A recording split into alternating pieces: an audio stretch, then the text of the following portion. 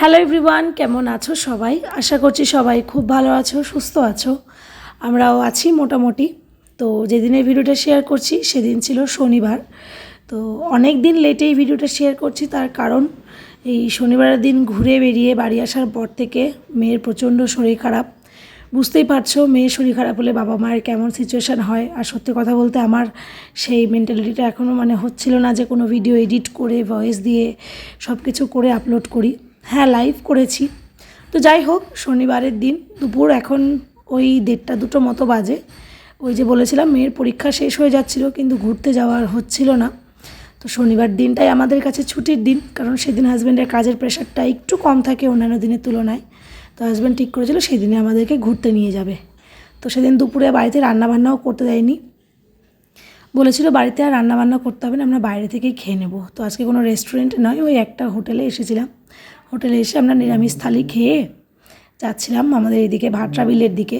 আসলে এই সময়টা ভাটরা বিলে তো প্রচণ্ড জল বেড়ে যায়, যেই জায়গাটা সারা বছর একটা ফাঁকা মাঠ হয়ে থাকে, এই সময়টা সেই জায়গায় এত পরিমাণ জল আসে যে জলটার শুরুটা তো দেখা যায়, আমরা যে দিকটা থেকে দেখি আর কি, সেদিকটা তো দেখা যায়, কিন্তু শেষটা আর বোঝা যায় না।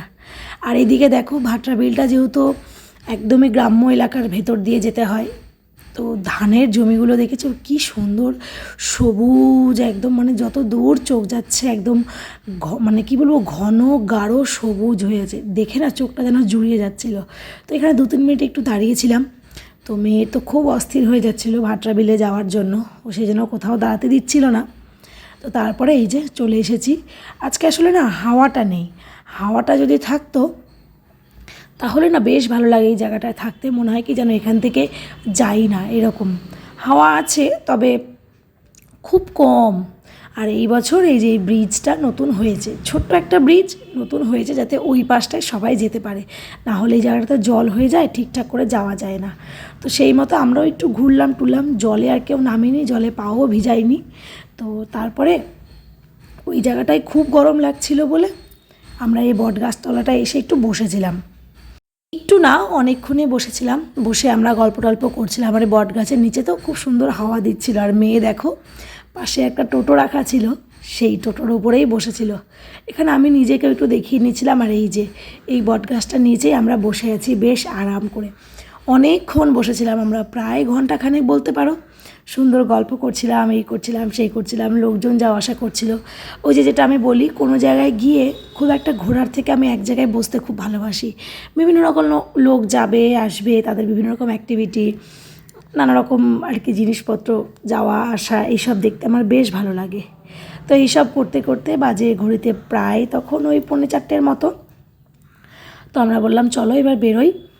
মেয়ের যেহেতু সুইমিং ক্লাস আছে আজকে শনিবার, সেই জন্য। আর এই দিকটা দেখো, এটা হচ্ছে শান্তিপুরের এই দিকটা, এই দিকটাতেও কী পরিমাণ জল এসেছে। আর এই যে লম্বা লম্বা সামনে যে গাছগুলো দেখছো, এগুলো তো কাশফুলের গাছ।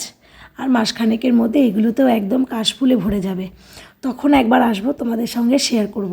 আসলে আমি যখন ভয়েসটা দিচ্ছি তখনও হয়তো বুঝতেই পারছো আমার ভয়েসটা শুনে খুব একটা মানসিক শান্তিতে নেই, তবুও ভয়েসটা দিচ্ছি, কারণ অনেক দিন থেকে ভিডিও যায় না।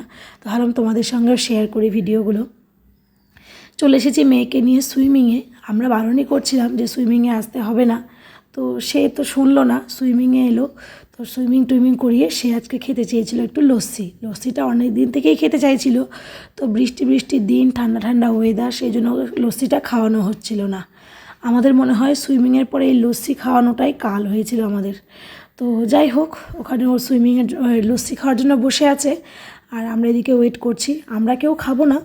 আর এদিকে দেখো কত পাখি এইখানটায়, জানি না বুঝতে পারছো কি না, প্রচুর চড়ুই পাখি এখানে এই গাছটার মধ্যে। যেহেতু দিন বেলা প্রায় শেষের দিকেই হতে আসছে, ওরাও না ওদের ঘরে ফিরছে, এই গাছটার ভেতরে ফিরছে। সারা রাত ওরা এই গাছটাতেই থাকে, সকালবেলা আবার যে যার মতো উড়ে বেড়ায়। তো ওটাই দেখছিলাম বসে বসে। তো তারপরে তো লস্যি টস্যি খাওয়া কমপ্লিট, এসে দাঁড়িয়েছি আমাদের এই শাহাপুর ব্রিজটায়। সূর্যটা দেখো অস্ত যাচ্ছে। আর এদিকে নদীর জল দেখেছো, মহানন্দা নদীর জল এত পরিমাণ বেড়েছে, কি বলবো, কতটা চওড়া হয়েছে। অন্য সময় তো মাঝখানে একটা সরু লাইনের মতো হয়ে থাকে, চারিদিকে দুপাশের বাড়ি পুরো জলে ভরে গেছে। খুব খারাপ অবস্থা এই বছরের আর কি। তো চলো এই ভিডিওটা এই পর্যন্তই রাখছি, সবাই খুব ভালো থেকো। জানি আজকে ভিডিওতে সেরকম বিশেষ কিছুই তোমাদের সঙ্গে শেয়ার করতে পারলাম না। সত্যি কথা বলতে অনেক ক্লিপ ছিল, সেগুলো জুড়ে না আর ভিডিওটা করতে ইচ্ছা করছিল না। তো সবাই খুব ভালো থেকো, সুস্থ থেকো। আজকের এই ছোট্ট ভ্লগটা তোমাদের কেমন লাগলো সেটা জানিও। ভালো লাগলে অবশ্যই একটা লাইক করে দিও, আর চ্যানেলে নতুন হলে প্লিজ আমার চ্যানেলটাকে সাবস্ক্রাইব করে আমার পাশে থেকো। সবাই খুব ভালো থেকো, দেখা হবে খুব শিগগিরই নতুন একটা ভিডিওর সাথে। আজকের মতো টাটা।